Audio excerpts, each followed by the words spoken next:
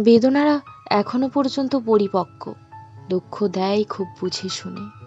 যেখানে হাত রাখলে চিহ্ন থাকবে, স্পর্শ পড়লে ক্ষত বাড়বে, বেদনা থাকে ঠিক সেখানে।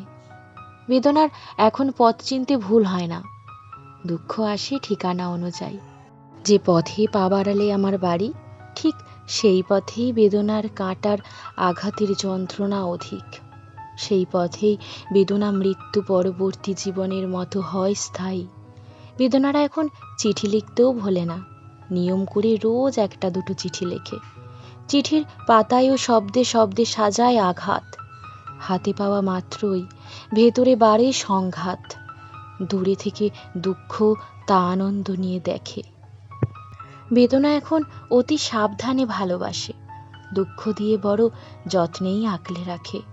অবহেলা থেকে আদর দিয়ে বুকে তুলে নেয়, কপালে কিংবা ঠোঁটে চুমুর উষ্ণতাও দেয়।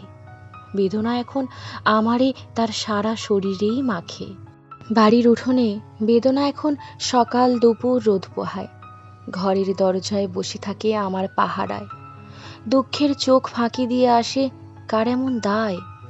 ভুলে ভালে যদিও কোনো সুখ থেকে থাকে, তাওতি সাবধানেই পালায়। আমার সারাটা দিন সকাল সন্ধে এখন কাটে কেবলই বেদনায়।